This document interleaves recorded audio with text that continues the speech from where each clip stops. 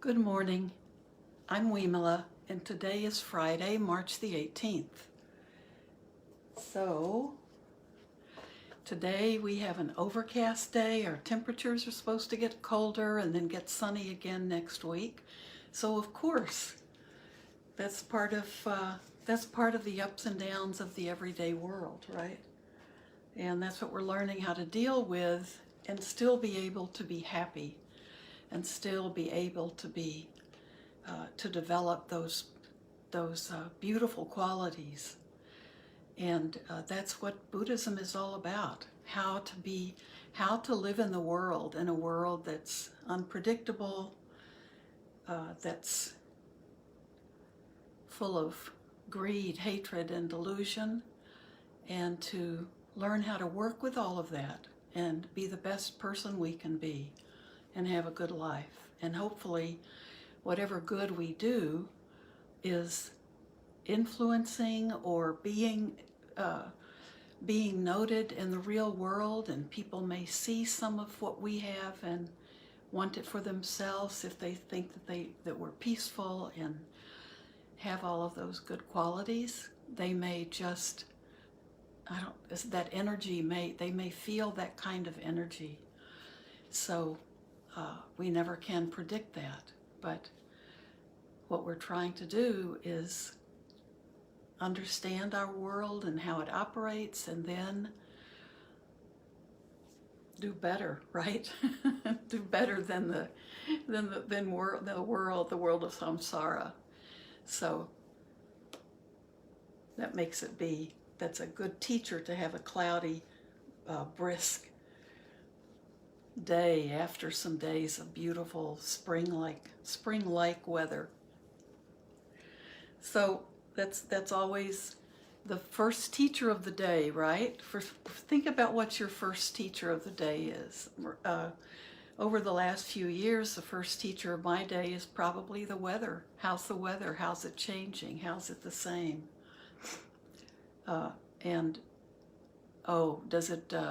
Does it change my plans for the day, or does it, that's always a good teacher for me. So that we have no control over the weather. So we've got to work with it. Well, we're getting to an exciting part. Maybe exciting to me is a little bit more understandable part of our book. We're reading Buddhadasa Bhikkhu's book, Heartwood of the Bodhi Tree, the Buddha's teachings on voidness, or anatta, and it's sunyata, or anatta, that's the no self. And it's Buddhadasa Bhikkhu says that this is one of those things we have to really study to understand. So dependent origination is one of those things, and voidness or no self. We really have to study it to understand the importance of it.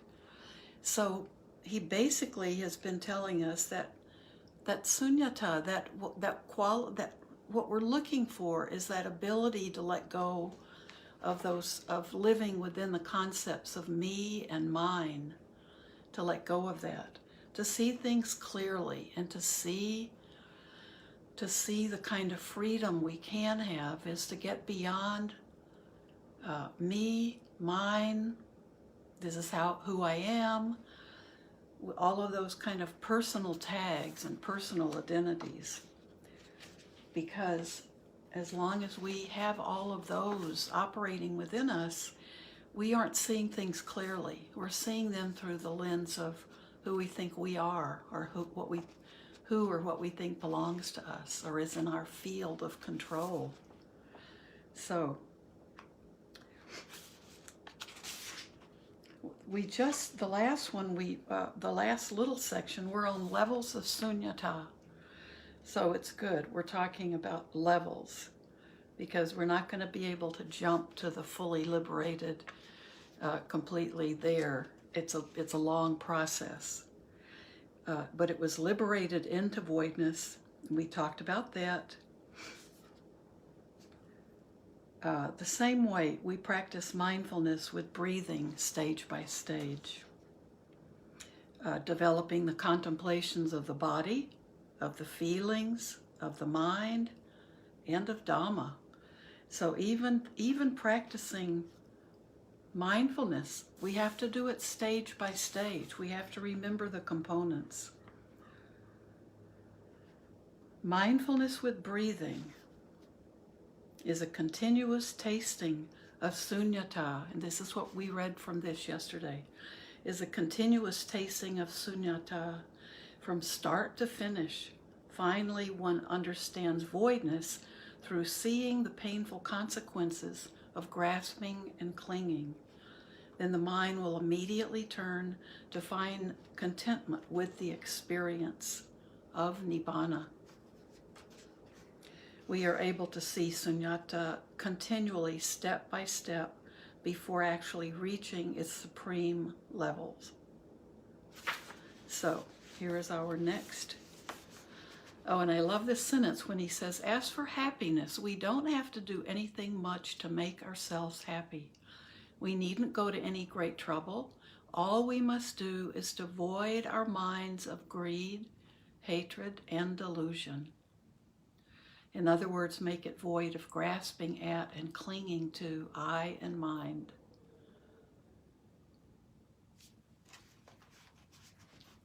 So if you're confused by all of this, just remember those few sentences I just read. Now, this is voiding kama, is the next section of this chapter. In the Anguttara Nikaya, and Nikayas are those books of suttas, and the Anguttara Nikaya is one of those books. The Buddha states that when the mind is void of greed, hatred, and delusion, is void of I and mine, then kama ends by itself. This means that kama is action. And when it's intentional, when our action is intentional, it creates that pattern where eventually, we have to take responsibility for everything we do with intentionality. This means that kama, its result, which is the result of kama, is what happens when we do something, is called vipaka. And the mental defilements, which are the causes for the creation of kama, spontaneously and simultaneously come to an end. We needn't fear kama, thinking that we must be ruled by our kama. We needn't be interested in kama. Rather, we should take an interest in sunyata. If we make I and mine void, kama will utterly disintegrate and will have no power to make us follow its dictates. That's how powerful this I and mine and needing to let that go is. Because we won't be doing anything. There won't be any intentional action that can cause us to have kama that we have to reap vipaka from. For this reason, someone like Angulimala, he's the murderer who cut off people's fingers after he killed them. For this reason, someone like Angulimala, the murderer, could become an arahant. He could become enlightened in the same lifetime. Please don't explain Angulimala's story wrongly, as is often done. He did not become an arahant merely by not killing. The Buddha said to Angulimala, I have stopped, you have not stopped. Please don't say that not stopped means that Angulimala was still killing people and that he became an arahant because he stopped murdering. Anyone who explains a story like that is badly misinterpreting the Buddha. When the Buddha used the word stop, he was referring to the stopping of I and mine. I've got to really listen to this because I've told that story so many times. I love the story of Angulimala, I need to check and make sure I haven't been mistelling it. When the Buddha used the word stop, he was referring to the stopping of I and mine, to the stopping of grasping and clinging. In short, voidness is stopping, and only this kind of stopping could make Angulimala an arahant. If to stop murdering is all it took, why aren't all people who don't kill, if to stop murdering is all it took, why aren't all people who don't kill arahants? I get it. So if to stop murdering is all it took, why aren't all people who don't kill arahants? Why isn't everyone who doesn't murder an awakened being? Why aren't we all arahants?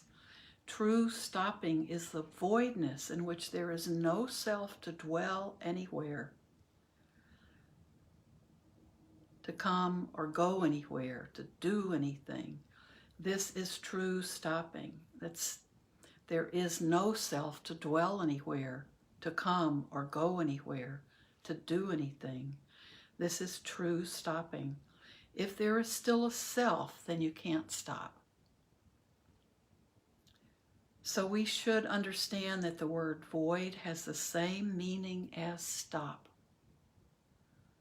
The single word by which the Buddha turned Angulimala into an arahant, even though the killer's hands were still red with blood and his neck was still hung with the 999 finger bones of his victims. For karma to end by itself, to really stop, we must rely on this single word, sunyata, being void of I and mine, not grasping at or clinging to any dhammas. Those are at least I use those words that the Buddha is saying. Angulimala, I have stopped. Why haven't you? Well, now I can remember that story is even more powerful. He stopped because everything that propelled him to do those murders was who he thought he was, and what his teacher had told him to do, and kind of a madness that came over him when his teacher essentially had betrayed him and created a kind of madness in him. And so Angulimala had to let all of that go. So that's beautiful. I love that story, but this now will be my sunyata story. Yoga of voidness. The Buddha taught that yoga means seeing the noble truth. Araya Sacha Dasana. Therefore, the activity of making the mind void may be called Buddhist yoga. That makes sense. Although the Vedanta tradition is concerned with the realization of an ultimate self, we can borrow from it the term Raja Yoga, which means the highest level or summit of yoga. And yoga means spiritual endeavor in the Vedanta tradition. However, in the Buddhist teachings, yoga refers to the realization of voidness, to making sunyata manifest. Any action that leads to the manifestation of voidness may be called yoga. Remember, this is in the Buddhist tradition. Often a yogi is a person who meditates. In Buddhism, yogi means a meditator. Any action that leads to the manifestation of voidness may be called yoga, but the word must be understood in this manner for it to be Buddhist yoga. It means making the ultimate truth evident.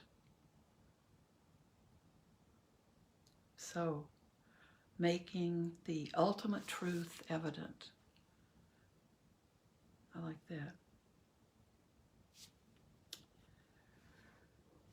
We should use this yoga in every mental action, so as to stop all grasping at and clinging to I and mine.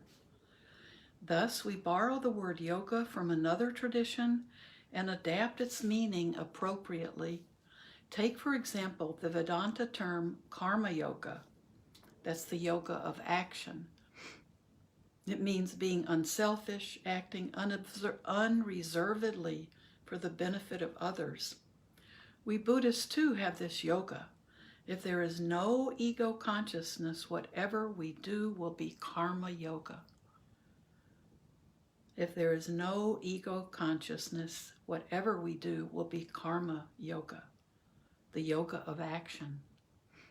Even with more basic yoga, such as making merit, doing good, sacrificing for others, and helping mankind, all action must be performed with a mind void of I and mine. Everything becomes yoga when done without I and mine. We don't seek after other kinds of yoga, for they all come down to this one yoga, the spiritual endeavor of putting an end to self and the belongings of self. We don't seek any other kinds of yoga, for they all come down to this one yoga, the spiritual endeavor of putting an end to self and the belongings of self. They all come down to manifesting sunyata. Okay, now he's not saying it's don't do yoga with your yoga teacher in the studio, but he's explaining the difference between Vedanta yoga, the term yoga, and the term that we use in Buddhism, that the Buddha used.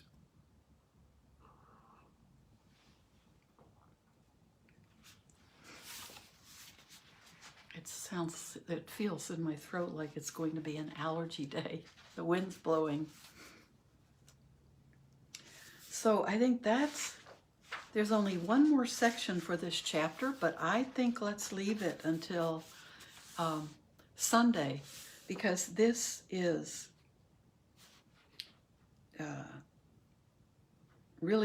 he's really stressing, and I think very effectively, how important this concept is to the basic concepts that the Buddha was trying to teach. So we don't want to take it too fast, because it's good if it can be something that we can ponder or sit with. I think that can help all of us just to think about that. What is our understanding so far about what it means to let go of me and mine? This is not who I am. This is not me. This is not mine. It can really, even at the most basic level, what it does a lot of times for me is help me back away from a situation that I want to fix or control, or think that I have. Let's see, what does Susan ask? What does one let go of? How does one let go of self and our human needs, such as relationships and connections? That is my suffering. I truly think we can have very beautiful relationships, and we can have our human needs for other people in our lives, relationships, connection. But what he's telling us, let go of grasping and clinging. So we can have the most beautiful relationship with someone we love dearly, like a mother loves her children, or beautiful, if you have a beautiful relationship with a spouse, or how close we feel to our family members. I think we can enjoy all of that, but without that concept of this is mine, because then that causes us to grasp on and to cling. And how one of the ways I see it manifesting when it does in me and even in people who might come to me and be having a problem in relationships, is there's still that clinging to it and grasping to it. Like, this is how I define myself. If I don't have this title or this relationship or this kind of job or this kind of lifestyle, if you define yourself by those people instead of just being and seeing them as other beings in our world that we can love and cherish and have a deep understanding of and have deep satisfaction from, we can do that without the grasping and the clinging and that feeling that somehow they belong to us, or somehow it's our job to fix them if they're broken. It's our job to see that they're successful. I'm a mother, so I know how deep those go, even with kids who are in their, they're both 30-something. I see how deep it goes for me to want to. I still want to try to they're still clinging, but I feel like I'm always learning about how to let that go a little bit. And it's when I see them kind of tighten up, maybe I make too many suggestions, or maybe I'm too concerned about relationships, or if they're eating well or getting enough sleep, or it's in little things that we think is kind of an extension of mothering, but it's probably pretty irritating to them. But we're not jumping off a cliff and then saying, okay, now make me be happy. Yeah, and how do we let go if we have had a relationship that was not our choice? And if that creates loneliness or a feeling of a lack of connection, I think we have to remember that that loneliness we can experience in life, that's part of being a human. And sometimes it's helpful when we can let go of a relationship. So the not letting go when a relationship is over, the not releasing that relationship is because we've identified too strongly with it. And it takes us longer. You'll get over it, but it takes a much longer time because it created that relationship probably was like at the center of your relationships with others. And we begin to define ourselves through that relationship. Or we're used to, sometimes it's because we're just used to someone. And when they're gone, even if it's been our choice to let go, we can feel very lonely. We can feel it's as if someone has died, and we come home and there's no one there to share the day with.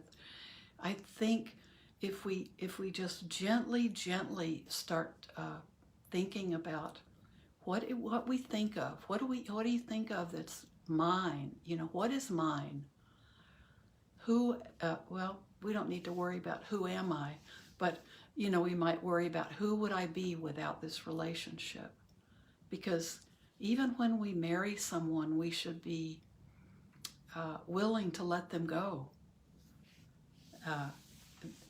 And that's maybe not kick them out, but willing to let them go if they need to go, or if we need to go. And even our children grow up, whether we like it or not. And wouldn't that be terrible if we could be allowed to keep our children at some perfect age? I mean, that's kind of what we're doing when we think, I'm just so bereft because my kids are gone, my spouse has left or died, or good friends have gone, because that's in a way that's saying we want to freeze them at a certain point and keep them. So the answer is to begin to think about what we're clinging to, or what we think is, who am I? And I know when I decided to no longer be a nun, no longer to be a bhikkhuni, that was a very, very hard decision, because that's what I had been for 14 years. That was a great part of my identity, and I could see how easy clinging to it could be, and the comfort of it. Now I have to deal with all this hair growing out, and what to wear, and no, those are very superficial things. But there is a deep attachment to the roles we play. When people retire, when my mom lived to be 97, and it's been very. I can really feel that loss, and she was even living in a different state. But those parts of the day when I would be thinking about her, calling her, those are very poignant to me. So this is the world we live in, and this is the only way we can really be truly happy, is to be able to see those things not be within our control. We can enjoy them and love them and make the most of them. I mean, if anything else, it will make you can love someone more, because you're not afraid of the impermanence of all things. So you can love them very much, but not take them into your permanently as part of you. So there's so much more to learn, but just remember that a lot of our relationship issues, we will heal. We heal from those, and then we're surprised that we do. And we can become friends again with friends we've lost, or spouses that or intimate relationships we've had to walk away from, or they've walked away from us. We heal. And part of why we heal is that we become wiser, and we know that nothing is permanent. That's the preciousness of the Buddhist teachings.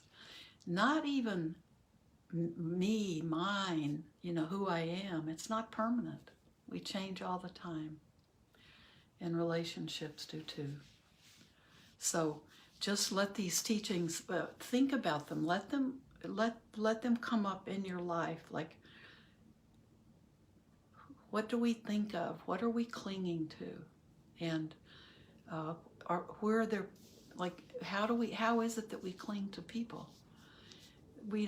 Think about, if you know children, and even if you just know, or you remember being a child, how much you changed all the time, and how you didn't want someone to sit on you and squash you, and we don't want to have that feeling.